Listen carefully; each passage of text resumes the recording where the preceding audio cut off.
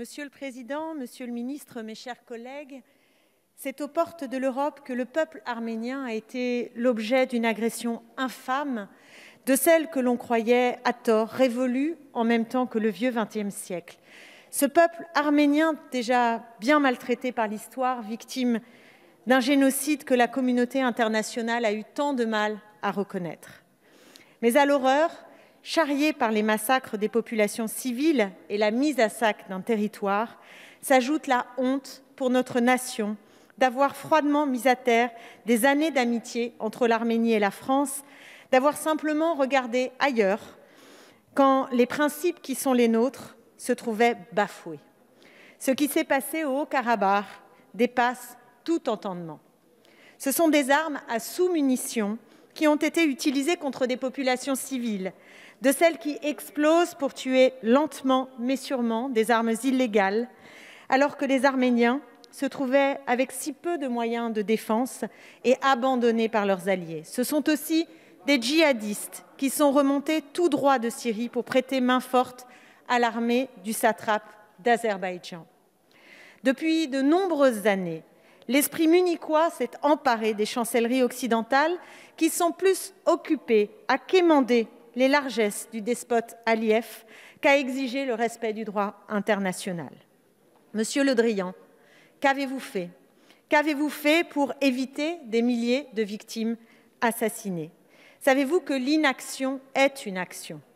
Vous et vos prédécesseurs aviez 20 années dans le groupe de Minsk avec les États-Unis et la Russie pour tenter de trouver une solution pacifique à ce conflit vieux de plusieurs décennies. Étiez-vous trop occupé à négocier avec M. Erdogan le verrouillage de flux migratoires? Les Arméniens ont au fond payé le prix fort de l'Europe forteresse. Mais la France a aussi abandonné les sociétés civiles turques et azerbaïdjanaises qui se battent pour le droit et la paix, et notamment les intellectuels, auxquels la France aurait dû apporter son soutien. Monsieur le ministre, vous ne pouvez pas dire que vous ne saviez pas. Ils sont nombreux à vous avoir alerté dès le début de la reprise du conflit, pendant que vous preniez soin de souligner votre amitié avec l'Azerbaïdjan. Il faut dire que le marché français des armes est fructueux avec M. Aliyev.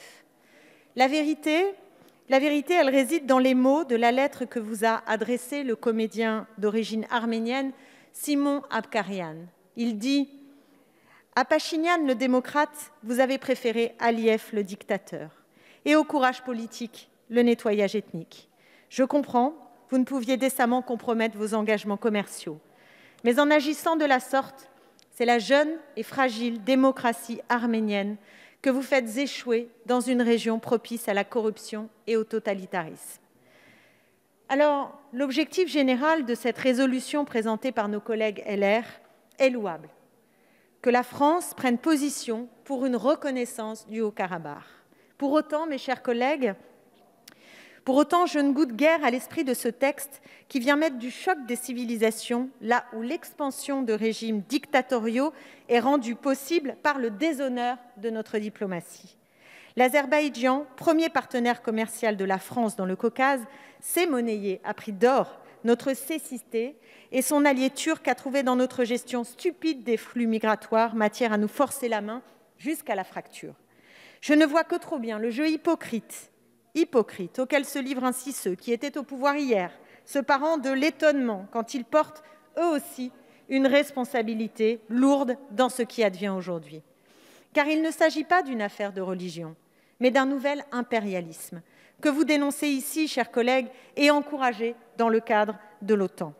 Je ne souscris pas à votre argumentation dans cette résolution, mais je veux affirmer haut et fort notre solidarité la plus élémentaire, la plus humaine, la plus fraternelle avec le peuple arménien. Car celui-ci a eu le courage, il y a 2 ans, de renverser l'autocratie et de mener sa propre révolution de velours.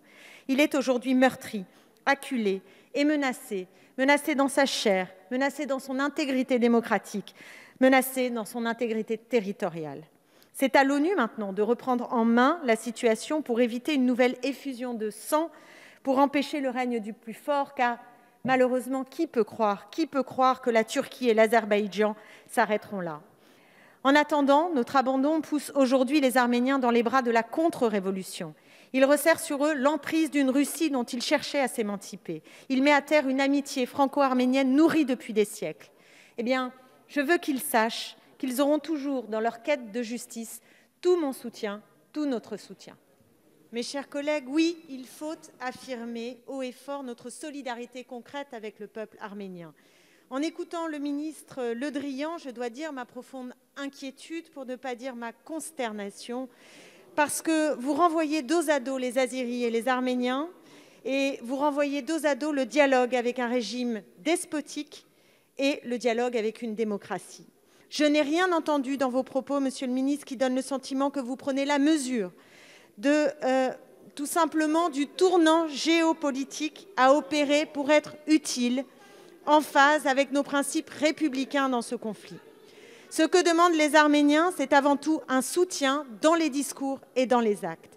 Cette résolution proposée par les collègues LR a le mérite de permettre le débat dans cet hémicycle. Elle a aussi le mérite de poser l'objectif de la reconnaissance du Haut-Karabakh. Mais pour autant, il faut lire cette résolution et les motivations qui sont contenues dans ce texte ne peuvent obtenir notre assentiment. Il est écrit que la France, au fond, doit prendre cette position, je lis, pour que soient défendues nos valeurs communes basées sur les principes judéo-chrétiens. Nous sommes en désaccord avec cette vision qui repose sur le choc des civilisations.